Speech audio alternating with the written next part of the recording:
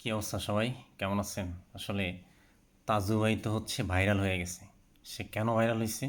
সে হচ্ছে মানুষের, গ্রাম অঞ্চলের মানুষের দুঃখ দুর্দশা, মানুষের যে রাস্তাঘাট, আসলে সে সাংবাদিক না হয়েও সে সেগুলা মানুষের, মানে গ্রামের মানুষের দুঃখ দুর্দশা সে তুলে ধরছে।